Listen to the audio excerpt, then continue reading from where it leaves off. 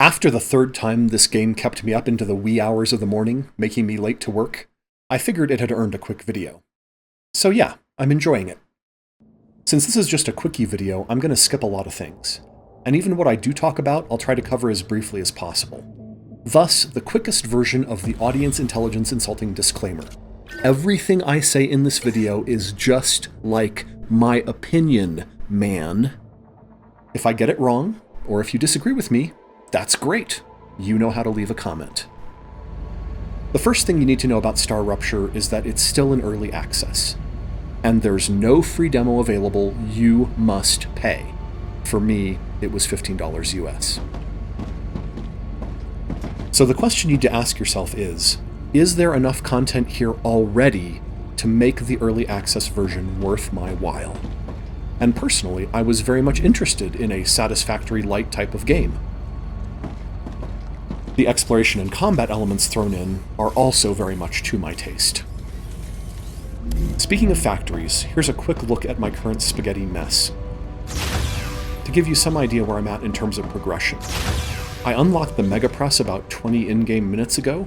I just acquired the Sulfur Extractor a couple minutes ago and haven't even placed my first one yet. I have also not yet acquired the Turbine Blueprint.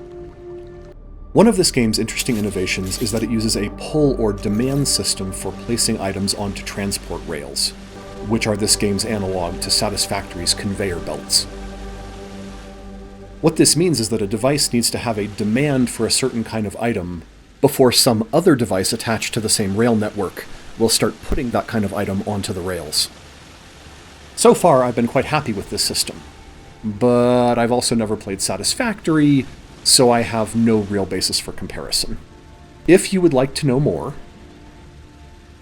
I've linked CoCarnage's 3-minute quickie video on this subject down in the description below.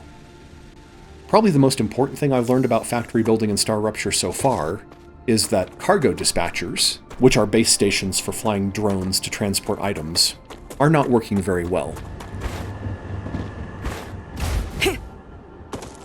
Good news! There is a cargo dispatcher/receiver rework item on the early access roadmap. So I assume this will be fixed in the early access version of the game. There's quite a bit of exploration in this game, much more than I expected. This exploration is perhaps artificially lengthened by the fact that there are no vehicles of any kind. Those with sufficient motor skills can rail surf, but you would have had to walk the entire rail path in advance to build the rails. So it's not much of a shortcut in terms of exploration. An exploration tip I do want to give you is that in some cases, you can build supported platforms, stairs, and walkways to get over steep terrain. I'm detecting increased Ruptura activity. Prepare for a wave. Normally you aren't allowed to build things without being in range of a base core, but this seems to be an exception. Here we're seeing the stairway that I built to get over the too steep to climb saddle on the ridge between the abandoned base CRO Grey Owl and the valley to its east.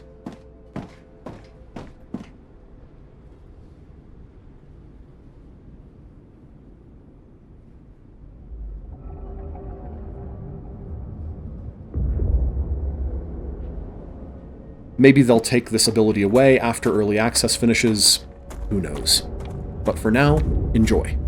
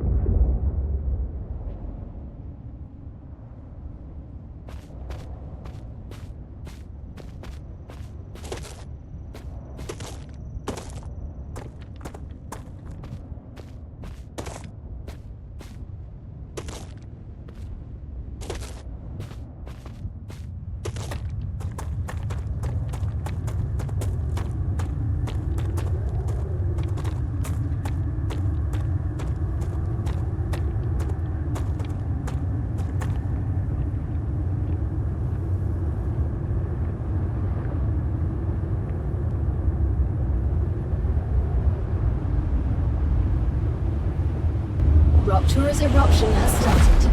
Prepare for impact.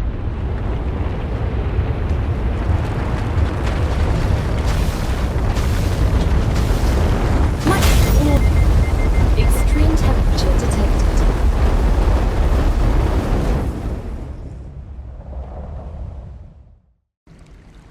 One last thing I want to record before I end this video.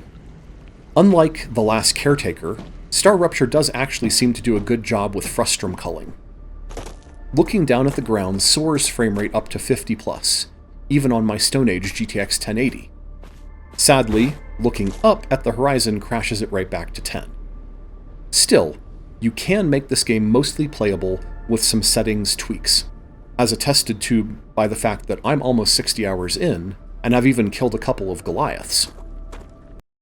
Here's a quick peek at my in-game graphics settings, if, like me, you're trying to squeeze every last frame out of a rendering power-crept GPU. Just pause the video at any time if you want to take a better look at the settings. And I think I'll stop there. If this video piqued your interest, no worries. There will be at least one more video on Star Rupture. I just need to get that Power Color Hellhound that I finally managed to buy for $630 installed correctly. So wish me luck with the video card switch. I have Display Driver Uninstaller all ready to go. Let's hope it works as well as everyone says.